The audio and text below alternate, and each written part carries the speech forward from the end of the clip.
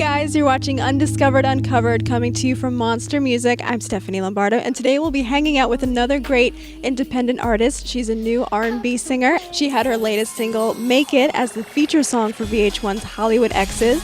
It's Arika Kane. What's up? Stephanie, thank you so much for having me. So take us back to the beginning. You started singing when you were 10 years old, so obviously music has been a big part of your life. Was that when you decided that you wanted to be a singer as a career, or when did that happen for you? Well, as a child, I remember when I actually discovered my singing talent. I was about 9 or 10 years old, and after dinner, I remember very vividly that I used to go outside in the woods in my little fort that I built, and I used to sing every single night, and that's kind of where I discovered my singing ability on my own. And it was a dream at that point. My first year in college is actually when I decided to pursue it as my real career. Mm-hmm. And did you drop out of college after the first year and then you were like, okay, this is what I want to do more? Absolutely. When I went to college, my first year, I realized I was only showing up for dance class and music history class. And everything else, I was like, yeah, that's not important. That's not so important. I'm really more into the music here. Yeah. So you say that your parents were a big influence on your music career because they were musicians as well. Right. So who besides them also influenced the way that you sound and your music and your lyrics? Okay.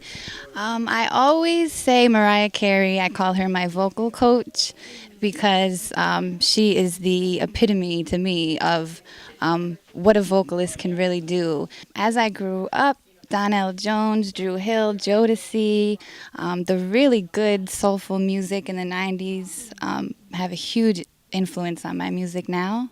And I would say my overall sound is very similar to Michael Jackson, Janet Jackson, real feel-good music.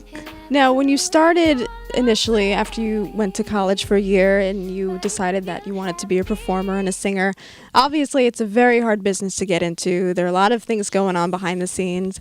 So what was your struggle and how did you start? Did you start performing in small independent places, or tell us a little bit about that? Well, when I started, I didn't tap into my songwriting ability at that point. I didn't know I was a songwriter. So what I did was I got connected with songwriters, and I wanted to make sure that I had demos or I could go to the studio and just have some sort of product in my hand while I was on my journey of getting to the next place. I really had no plan, but I knew what I wanted, and I was completely dedicated and focused and did whatever I had to do.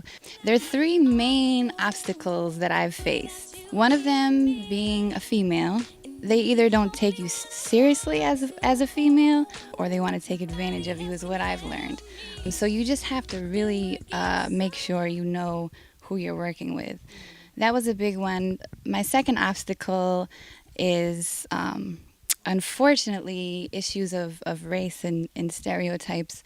People really just don't want to accept the type of music that I do based on what I look like. And the third battle is definitely being an independent artist, because the mainstream industry is not focusing on talent, and music is actually becoming less of the product, and it's more about the brand and everything else. So I know those are a lot of challenges. I'm sorry.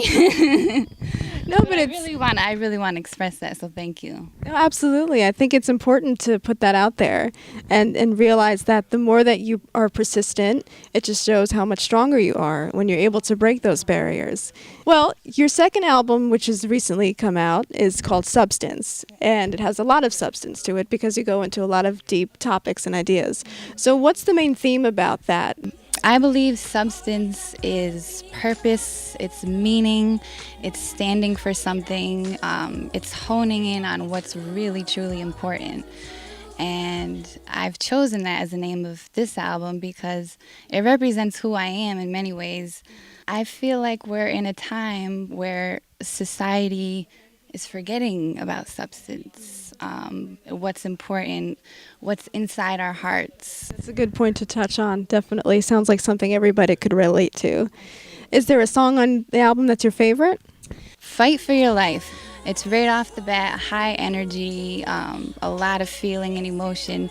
And it's my story. It's about my journey as an artist, and it's really important that my fans know that I have so much to share, more than, love and relationships through my music.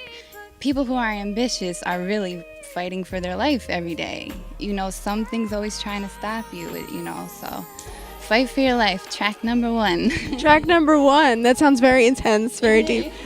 Do you write all the songs on your albums? I am a writer on every song. I write the lyrics and the vocals and the vocal melodies. I'm also a producer on all of my music, so very proud of that. So where can we go to find out your music and download some stuff? Well, you can go to iTunes, CD Baby, Google Play, Amazon, and you can get the physical copy of Substance on my website, arikakane.com, and also at my label, bscrecordings.com. Shout out to my label. BSC Recordings is wonderful. They've done astonishing things for my career, and I'm very blessed and thankful to be an independent artist at this point in time in my life. So shout out to BSC. Well, guys, that's it for another episode of Undiscovered Uncovered from Monster Music. I'm Stephanie Lombardo, and we'll see you next time. Wanna hold you and kiss you, boy, please.